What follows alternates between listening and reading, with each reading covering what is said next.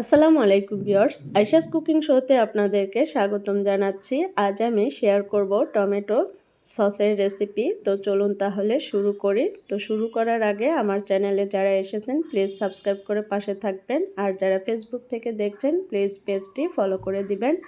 তো আমি এখানে 5 কেজি লাল টমেটো নিয়েছি। যত ভালো টমেটো হবে তত ভালো সস হবে। তো আমি 5 কেজি এখানে টমেটো নিয়েছি, আপনারা চাইলে কম বেশি করে নিতে পারেন।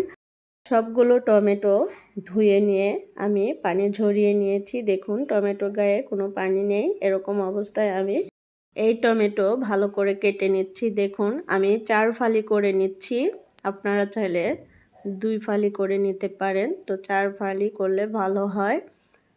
শক্ত অংশটুকু কেটে নিচ্ছি, এই অংশটুকু একদম শক্ত থাকবে।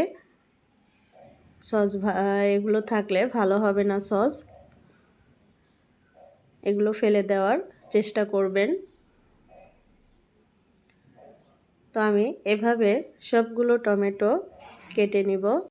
বাজারে এখন অনেক টমেটো পাওয়া যাচ্ছে, একদম সস্তা, 20 টাকা 15 টাকা কেজি। আপনারা যদি এরকম করে টমেটো সস বানিয়ে রাখেন ঘরে, তাহলে সারা বছর খেতে পারবে পরিবারের সবাই। তো আমি সবগুলো টমেটো এরকম করে কেটে ফিরে আসব। তো ভিউয়ার্স দেখুন আমি সবগুলো টমেটো কেটে নিয়েছি। এক বোল হয়েছে, বড় মাঝারি সাইজের এক বোল হয়েছে। এই টমেটো এখন সিদ্ধ করে নিব। তো তার জন্য আমি একটি মাঝারি সাইজের একটি সসপ্যান নিয়েছি। এবার এই সসপ্যানের ভিতরে ঢেলে দিচ্ছি। একটু সাবধানে ঢালতে হবে, তা না হলে পড়ে যাবে। আমি কিন্তু কোনো পানি দেইনি, এই টমেটোর ভিতরে যে জুস আছে সেটা বের হয়েছে। দেখুন ভর্তি হয়ে গেছে। আমি একটু সমান করে দিচ্ছি। আমি কিন্তু এখনো চুলা অন করে দেইনি, এখন অন করে দিব। তো মৃদু আঁচে প্রথমে আমি এই টমেটো সিদ্ধ করে নিব 5 থেকে 10 মিনিট। তারপরে আমি হাই হিট দিব। এবার এই টমেটোর ভিতরে দিয়ে দিচ্ছি কয়েকটা লবঙ্গ, এরপর দিয়ে দিচ্ছি কয়েকটা দারচিনি,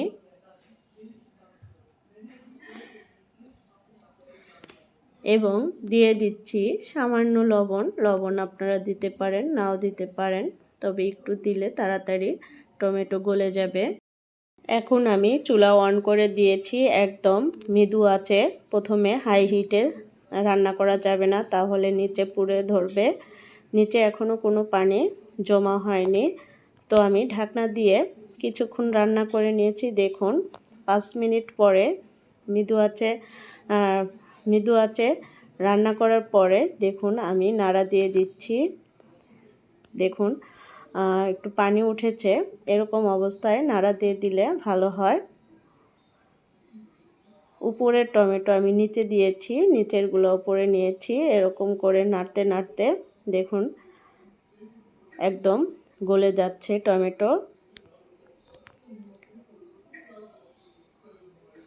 আমি 5 থেকে 10 মিনিট মৃদু আঁচে রেখে তারপরে হাই হিটে দিয়েছি। হাই হিটে দিয়ে এই টমেটো ভালো করে সিদ্ধ করে নিয়েছি। আরও সিদ্ধ করতে হবে, এখনও হয়নি। তো ভিউয়ার্স দেখুন সিদ্ধ হয়ে গেছে টমেটো, আর শুকানো যাবে না, তাহলে বেশি শুকনো শুকনো হয়ে যাবে, বেশি ঘন হয়ে যাবে। এরকম অবস্থায় আমি চুলা বন্ধ করে দিয়েছি। এই টমেটো পুরোপুরি ঠান্ডা হলে তারপরে আমি ব্লেন্ড করব। তো ভিউয়ার্স ব্লেন্ড করেছি, দেখুন এরকম ছাঁকনিতে ছেঁকে নিয়েছি, আর অবশিষ্ট যে অংশগুলো সেগুলো ফেলে দিচ্ছি। তো এতটুকু হয়েছে আমার 5 কেজির টমেটো থেকে এই পিউরি বের হয়েছে। তো আমি সবগুলো করব না, সস করব না, আমি অল্প একটু সস করব, আর বাকিটা ডিপ ফ্রিজে রেখে দিব।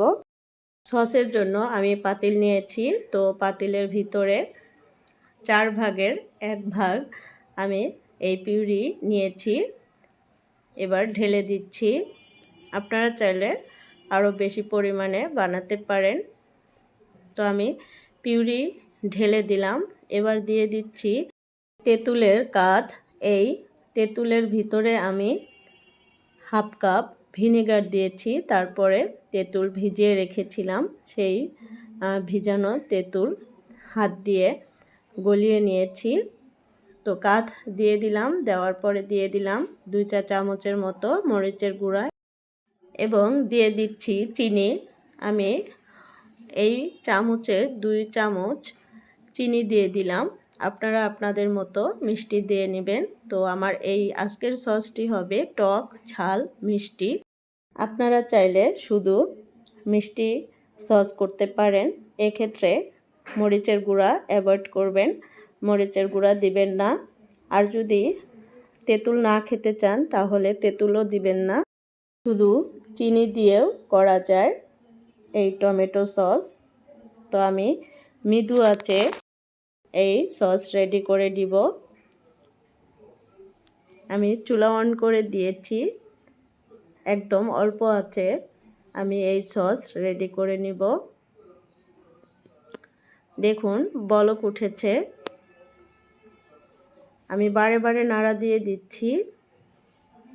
এ পর্যায়ে যদি আমার রেসিপি ভালো লেগে থাকে প্লিজ লাইক দিয়ে দিবেন। একটা লাইক আমাকে এগিয়ে নিতে সাহায্য করবে। আর যারা আমার চ্যানেলে এসেছেন প্লিজ সাবস্ক্রাইব করে পাশে থাকবেন। তো আমি বারে বারে নাড়া দিয়ে দিচ্ছি যাতে তলানিতে না লেগে যায়, যদি পুড়ে যায় তাহলে সস খেতে ভালো লাগবে না।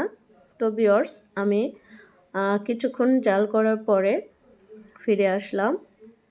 তো সস মোটামুটি রেডি। তো আরেকটি কাজ বাকি আছে, সেটা হচ্ছে এইখানে আপনারা অ্যারারুট দিতে পারেন, তারপরে হচ্ছে কর্নফ্লাওয়ার দিতে পারেন, আপনাদের ইচ্ছে মতো দিবেন। তো আমি এখানে ভিনেগার 2 টেবিল চামচ ভিনেগার নিয়েছি, আর হচ্ছে 2 চা চামচ কর্নফ্লাওয়ার নিয়েছি, ভালো করে গুলিয়ে নিচ্ছি। এবার এই কর্নফ্লাওয়ার গোলানো আমি দিয়ে দিচ্ছি। আমি প্রথমে অল্প অল্প করে দিব আর হচ্ছে নাড়া দিব। তো তার আগে আমি চুলা বন্ধ করে দিয়েছি, কারণ অনেক সময় কর্নফ্লাওয়ার দিলে দলা পেকে যায়, সেজন্য আমি চুলা বন্ধ করে দিয়েছি। তো আমি অল্প অল্প দিচ্ছি আর নাড়া দিয়ে দিচ্ছি। দেখুন এ সময় খুব তাড়াতাড়ি নাড়তে হবে, তা না হলে দলা পেকে যাবে। যত তাড়াতাড়ি নাড়া যায় তত ভালো। আমি কিছুক্ষণ নেড়ে তারপরে আমি চুলা অন করে দিয়েছি, একদম লো হিটে দিয়েছি আর নাড়া দিয়ে দিচ্ছি। তো কিছুক্ষণ রান্না করার পরে আমি চেক করব যে সস রেডি হয়েছে কিনা। আপনারা যদি এই সসের ভিতরে ফুড কালার দিতে চান তাহলে দিতে পারেন। তো কেনা সসের ভিতরে ওরা ফুড কালার ইউজ করে, এজন্য ওদের টমেটো সস একদম লাল দেখা যায়। তো ভিউয়ার্স, আমি এই সস চেক করে দিচ্ছি। একটা পিরিজের ভিতরে অল্প একটু সস দিলাম আর একটু বাঁকা করে দিচ্ছি। যদি এই সস তাড়াতাড়ি পড়ে তাহলে মনে করবেন যে আর একটু জাল দিতে হবে। তো ভিউয়ার্স দেখুন অনেক তাড়াতাড়ি নিচে চলে আসছে টমেটো সস। এরকম যদি টমেটো সস তাড়াতাড়ি নিচে চলে আসে তাহলে মনে করবেন যে আরও একটু জাল দিতে হবে। তো আমি আরও 2-3 মিনিট জাল করে নিয়েছি। তো জাল করার পরে ফিরে আসলাম, আমি আবারও চেক করছি যে হয়েছে কিনা। তো আমি 1 ফোঁটা 2 ফোঁটা করে পিরিজের ভিতরে দিচ্ছি। দেখুন একদম ছড়ে যাচ্ছে না, তার মানে এই সস রেডি। এখন নামানোর পালা। আমি চুলা বন্ধ করে দিয়েছি, চুলা বন্ধ করে তারপরে এই সস আমি ঠান্ডা করে নিব। একদম ভালোভাবে ঠান্ডা করতে হবে, গরম অবস্থায় বোতলে ঢালা যাবে না, তাহলে সস ভালো থাকবে না। দেখুন ভিউয়ার্স কালারটা কেমন হয়েছে। ফিরে আসলাম ঠান্ডা হওয়ার পরে। এই সস আমি ফ্যানের বাতাসে ভালো করে ঠান্ডা করে নিয়েছি। তো ঠান্ডা অবস্থায় একদম ঘন হয়ে গেছে। দেখুন সসের কালারটা কেমন হয়েছে আপনারা কমেন্ট বক্সে জানিয়ে দিবেন। আমি 2টা সসের বোতল নিয়েছি। এই টমেটো সসের বোতল আমি কিনে এনেছিলাম। সেটা ভালো করে ধুয়ে একদম শুকিয়ে নিয়েছি। তারপরে আমি এই টমেটো সস ঢেলে দিচ্ছি। তো আমি একদম পুরো ভর্তি করিনি, অল্প একটু বাকি রেখেছি। এবার মুখ লাগিয়ে দিচ্ছি। এই সসের বোতল আমি নর্মাল ফ্রিজে রেখে দিব, 2-3 সপ্তাহ ভালো থাকবে। আর যদি আরও বেশি দিন নিতে চান তাহলে ভিনেগার আরও বেশি করে দিতে হবে।